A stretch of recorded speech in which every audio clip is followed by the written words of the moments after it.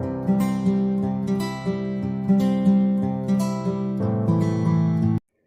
Friends, स्वागत है आपका मेरे चैनल दीप क्लासेस में, जिसमें हमारा आज का टॉपिक है अंधायुग नाटक के महत्वपूर्ण अंशों की सप्रसंग व्याख्या।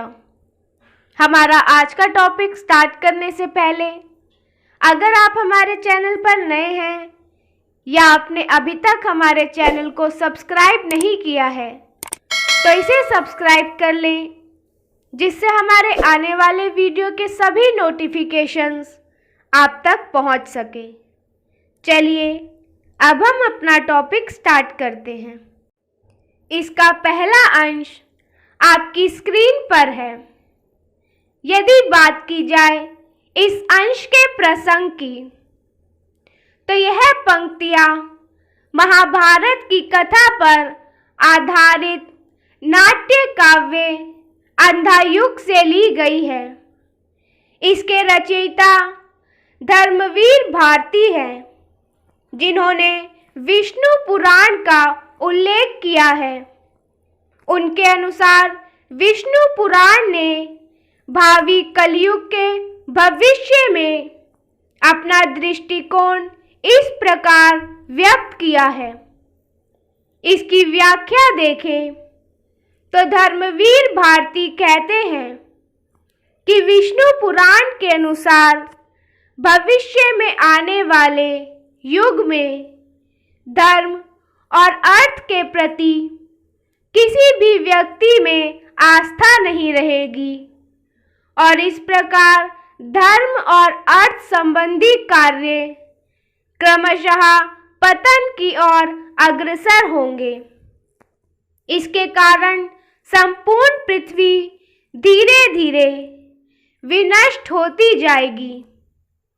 अधर्म और अनर्थ बढ़ते जाएंगे तथा व्यक्ति और व्यक्तित्व संकुचित होता जाएगा। व्यक्ति अपने आप में महत्वहीन हो जाएगा। ऐसा समय आएगा कि जो पूंजीपति होंगे उन्हीं के हाथों में शासन सूत्र होगा। पूंजीवाद के समक्ष मानवता नतमस्तक हो जाएगी। केवल वही व्यक्ति समाज में सम्मान प्राप्त कर सकेगा जो अपने वास्तविक मुखोश के ऊपर एक वंचक मुखौटा धारण करते होंगे। जिस व्यक्ति का मुखौटा दोहरी भूमिका का सफलता से निर्वाह करेगा वही महत्व पाएगा। शासनारूढ़ शक्तियां अपने स्वार्थों में लिप्त रहेंगी और जनसेवा की अपेक्षा स्वयं सेवा का दुराग्रह उनमें होगा। वे लालची होंगे और सदैव अपने ही घर भरते रहेंगे। ऐसे निहित स्वार्थी शासकों से जनता त्रस्त और उत्पीड़ित रहेगी तथा भ्रमत्रस्त होकर गहरी अंधेरी गुफाओं में जा छिपेंगी अथवा शंकालु और कुंठित मन में अंधेरों में छिप जाएंगी। इस अंश की विशेषताएं देखें तो लोक कल्याणकारी दो जीवन मूल्यों के ह्रास का चित्रण किया गया है। दूसरा, वर्तमान युगीन कुंठाओं से ग्रस्त सामान्य व्यक्ति के उत्पीड़न को चित्रित किया गया है। तीसरा, पूंजीवादी व्यवस्था का परिचय दिया गया है। चौथा, माधुर्य गुण संपन्न शैली है। पांचवा, सूक्ष्म भावों में मनोरम प्रस्तुति की गई है। इसका दूसरा अंश देखें। यदि बात इस अंश के प्रसंग की जाए तो यह चर्चित कृति अंधायुग से ली गई है, जो धर्मवीर भारती द्वारा रचित है। साहित्यकार ने उद्घोषणा के रूप में अपने काव्य रूपक अंधा युग के वर्णित विषय की ओर इंगित करते हुए उस युग के अंधेपन का परिचय दिया है। इसकी व्याख्या देखें, जिसमें धर्मवीर भारती कहते हैं कि इस भयंकर महायुद्ध के पश्चात अंधा युग यानी कलयुग इस धरती में आया। युग के अंधे होने के कारण इसमें अवस्थित स्थितियां, मन में इच्छाएं और व्यक्तियों की आस्थाएं सभी विकारों से युक्त है। जिस प्रकार अंधा व्यक्ति किसी चित्र या खंड चित्र को उसके वास्तविक रूप में ना देखकर अपनी इच्छा शक्ति से विकृत रूप में देखता है, उसी प्रकार यह युग अंधा है, जो उसके समस्त कार्यकलाप भी अंधे व्यक्ति की भांति ही विकृत हैं।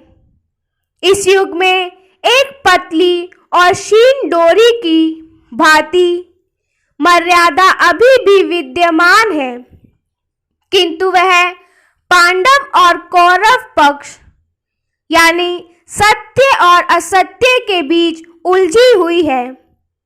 दोनों ही पक्ष उसे स्वहित के उपयोग करना चाहते हैं और इस प्रकार वह दोनों पक्षों में उलझ कर रह गई है। केवल एक कृष्ण ही ऐसे व्यक्ति हैं जिन्होंने इसको सुलझाने का साहस किया। वही कि कृष्ण वास्तव में मानव भविष्य के रक्षक हैं और वह आसक्तिहीन है। उनके अतिरिक्त जितने भी लोग हैं वह सब अधिकतर अंधे यानी विवेकहीन है। उसमें ज्ञान और विवेक शक्ति नहीं है, वह पथ भ्रष्ट है और अपने हाथ से हारे अथवा छले हुए हैं तथा उनमें मनोबल का अभाव है। वह अपने कुंठित मन की अंधी गुफाओं में निवास करते हैं।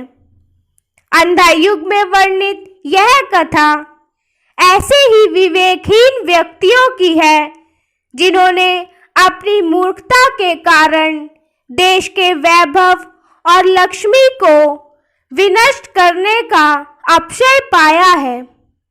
इस कृति में अंधे और विवेकहीन लोगों के माध्यम से प्रकाश यानी ज्ञान की कथा कही गई है।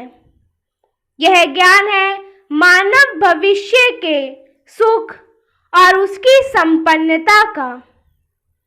इस अंश की विशेषताएं देखें तो पहला, इस कथा में सत्य और असत्य, कौरव और पांडवों पक्षों के मध्य कृष्ण ही एक साहसी व्यक्तित्व है। दूसरा, धर्मवीर भारती ने नेपथ्य से उद्घोषणा के द्वारा अपने उद्देश्य को प्रकट किया है। तीसरा, यथार्थ से आदर्श की स्थापना करना लेखक का उद्देश्य है। चौथा, कृष्ण के रूप में भारत को भविष्य का रक्षक और अनासक्त घोषित किया है। इसका तीसरा अंश देखें। इसका प्रसंग है, यह पंक्तियां धर्मवीर भारती के प्रचलित नाटक अंधा युग से ली गई है। इसमें कथा गायन के द्वारा रूपककार ने महाभारत के युद्ध से उत्पन्न विषमता, विनाश और रक्तपात की ओर संकेत करते हुए पाठकों और दर्शकों को नायक की ओर आकर्षित करने का प्रयास किया है। महाभारत युद्ध द्वारा हुई अपूरणीय क्षति के बारे में कहा है। इसकी व्याख्या देखें। साहित्यकार कहता है कि इस महायुद्ध ने मर्यादा को खंडित करके रख दिया और कई चीथड़ों के समान इसकी धज्जियां उड़ा दी। ऐसा नहीं कहा जा सकता कि मर्यादा को किसी एक पक्ष ने ही खंडित किया है, वरन उसको तोड़ने के भागीदार दोनों ही हैं। इतना अवश्य है कि पांडवों का इसमें कम दोष है और कौरवों का अधिक है। यह विनाशकारी युद्ध, जिसमें लाखों करोड़ों का रक्त बहा, यह कब समाप्त होगा? यह युद्ध इतना विलक्षण रहा है कि इसमें विजय किसी भी पक्ष ने नहीं पाई, क्योंकि इसमें दोनों ही पक्ष श्रीहत हो चुके हैं और सभी प्रकार से रिक्त हो गए हैं। अंदर से खोखला कर देने वाले इस युग में यद्यपि प्रत्यक्षतः पांडव विजय रहे, किंतु वास्तविक विजय उन्हें इस युद्ध में नहीं मिली, क्योंकि कौरव पक्ष की भांति ही वह भी अपना सब कुछ इस युद्ध में खो चुके हैं। दोनों पक्षों ने इसमें केवल खोया ही है, पाया कुछ नहीं। जब महाभारत युद्ध प्रारंभ हुआ था, तब सिंहासन पर अंधा धृतराष्ट्र शासनारूढ़ था। अंधेपन की विजय अवश्य भावी थी। मूर्खता से भरा हुआ यह युद्ध पूर्णतः मूर्खतापूर्ण था और मूर्ख शासन तंत्र तथा जनता ने इसमें सहयोग दिया। इसलिए यह निश्चित ही था कि इस युद्ध में विवेक की पराजय होती। विवेक हार गया और दोनों पांडव और कौरव पक्षों में अंधेपन यानी मूर्खता को ही विजय मिली। तात्पर्य यह है कि जिसने भी विवेक और मर्यादा का उल्लंघन किया, वही विजयी रहा। यदि एक पक्ष में भी विवेक होता तो युद्ध टल सकता था, किंतु ऐसा नहीं हुआ और विवेकी युयुत्सु को, जो सत्य और न्याय के लिए कौरव होकर भी पांडवों के पक्ष में लड़ा, कौरव और पांडव दोनों ही पक्षों से लांछित तथा प्रताड़ित किया गया। अभिमन्यु के अमर्यादापूर्ण वध से कौरव में उत्साह का संचार हुआ। गुरु द्रोणाचार्य को शस्त्रहीन रूप से मारा, तब पांडव विजय हुए। अश्वत्थामा ने सोए हुए पांडव पुत्रों की हत्या की तो उसकी विजय हुई, तथा इसी प्रकार भीम ने अधर्म वार करके दुर्योधन को मार डाला। यहाँ पांडवों की विजय हुई। इस प्रकार मर्यादा किसी ने भी नहीं निभाई और दोनों ही पक्षों का विवेक हार गया। इस युद्ध में विजय केवल भय के अंधेपन, ममता के अंधेपन और अधिकारों के अंधेपन को ही मिली और सब तक पराजित हो गए, जिनमें सौंदर्य था, कल्याणकारी भावना थी और जो अत्यधिक कोमल था। इस प्रकार से इस जय पराजय के साथ ही मर्यादापूर्ण, श्री संपन्न और कल्याण भावना से भरा हुआ द्वापर युग समाप्त हो गया। इस अंश की विशेषताएं देखें तो पहला, प्रतीकात्मक ढंग से वर्तमान युग का कुशल चित्रण है। दूसरा, तद्भव शब्दों के साथ तत्सम शब्दों का सुंदर प्रयोग है। तीसरा, माधुर्य गुण संपन्न शैली है। चौथा, आकर्षणीयात्मकता है। पांचवा, अप्रस्तुत भावों की सुंदर प्रस्तुति की गई है। चौथा अंश देखें। इसका प्रसंग है कि यह पंक्तियां महाभारत की कथा पर आधारित चर्चित कृति अंधायुग से ली गई है, जिसके रचयिता प्रसिद्ध साहित्यकार धर्मवीर भारती है। इस अंश में कवि ने महाभारत युद्ध के अंतिम दिन की संध्या का बड़ा विषादपूर्ण चित्रण किया है। इसकी व्याख्या देखें। महाभारत युद्ध के अंतिम दिन की विषादपूर्ण बेला का वर्णन है। महाभारत का विनाशकारी युद्ध अपनी अंतिम अवस्था में है और इस युद्ध की यह 18वीं तथा अंतिम संध्या है। युद्ध से उत्पन्न सर्वनाश और विषाद की साक्षी नगर में छाई हुई यह गहरी उदासी दे रही है। कौरवों के उजाड़ महलों के गलियारों के सूनेपन में केवल 2 बूढ़े प्रहरी पहरा देते हुए घूम रहे हैं। इसकी विशेषताएं देखें तो पहला, अपने विगत वैभव और हर्ष के स्मरण से उदासी का चित्रण किया गया है। दूसरा, सुनसान गलियों तथा महलों के अतीत का स्मरण देखने को मिलता है। तीसरा, अप्रस्तुत भाषा भावों की सुंदरता अभिव्यक्ति है। चौथा, सरल और सहज भाषा का प्रयोग किया गया है। इसका 5वां अंश, यदि बात इसके प्रसंग की जाए तो प्रस्तुत प्रसंग में महाभारत के अंतिम संध्या को वर्तमान युगीन दासवृत्तिग्रस्त जन मनोवृत्ति का परिचय देते हुए कहा गया है कि यहाँ पहला पहरेदार दूसरों से कह रहा है। इसकी व्याख्या देखें। इस विकट युद्ध ने हमारी मानसिक रूप से हमें थका डाला है और असुरक्षित महलों का निरंतर पहरा देते हुए भी हम शारीरिक रूप से थक गए हैं। युद्ध ने हमें जर्जर और शक्तिहीन बना दिया है। यह अनुभव करते हुए भी विडंबनावश हम सुनसान गलियारे में पहरा देने को बाध्य हैं।